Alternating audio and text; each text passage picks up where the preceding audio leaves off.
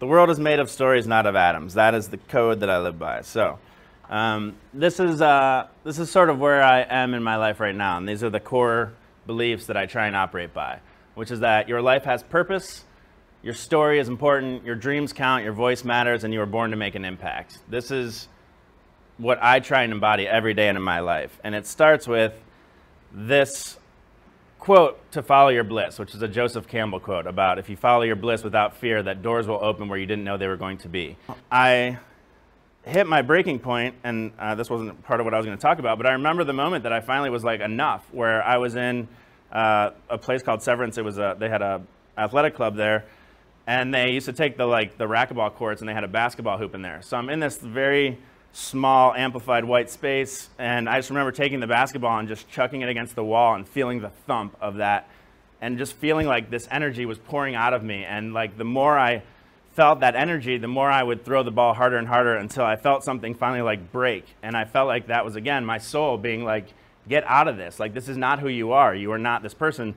And so I found the strength within myself to finally approach my dad and say, this is not what I'm doing. I'm moving to New York. I'm going to pursue screenwriting.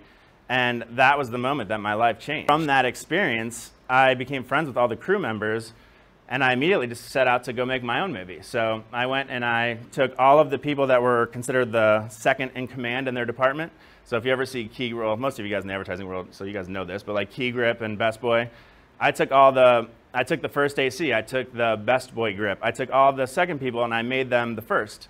And I wrote and directed a short film. You have to believe in yourself, and this is where believe in your fucking self came from, because we had so many things come up that tried to prevent this movie from getting made that I would give these huge speeches, and I would always use that, I don't know why, the Shawshank Redemption metaphor, when you had to climb through the shit, you know, to get out to your freedom and have that moment where you can raise your hands. And that was the speech that I gave everybody from an intern to the top people, because my big thing is I don't give a shit about ego. I don't care who you are. I don't care if you've won Academy Awards.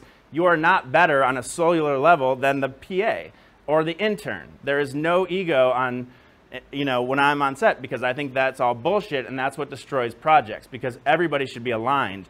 And when you can get everyone in alignment, then you can make magic. So if you're choosing thoughts that aren't suiting of you, if you're choosing thoughts, whether it's your fault or not, whether it's subconscious programming, whether it's I'm not good enough, or I can't quit this job, you know, because I need to make my mortgage. Whatever your thoughts are that you're repeating will become your reality, and it will become who you are. And so the only thing I can say is just be mindful of that and stop facing that reality that looks outward and go inward and start creating your own reality.